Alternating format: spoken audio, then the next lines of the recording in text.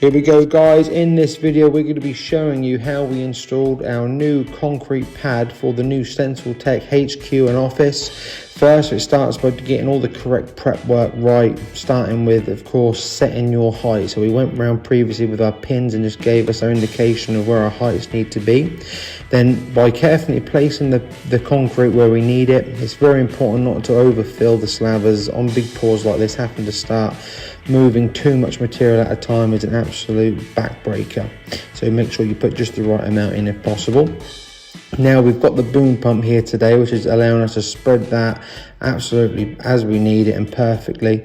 So we're working in between the bays. As you can see how one of our team is screeding out the concrete, we're working from pin to pin, which has been set to give us our heights and levels, and then we are working back. So the guy on the pump is also working to those sections as well, trying to make sure that we're keeping up with the trucks. We don't want to leave any areas where we're unable to screed due to not having enough concrete, so we're trying to work the areas very carefully.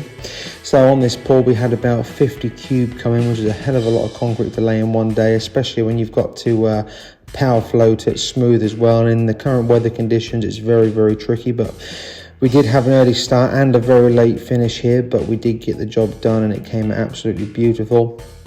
But it's always very key when tackling any large project like this is have an experienced team. You want really at least 2 people that know how to handle the screed bar, and also you need someone that is experienced with the power floating. So we're not going to be demonstrating the power float system here today, but the leveling and the screeding, you should have a really good understanding on how we structure the job, how we work it into bays and how we complete it.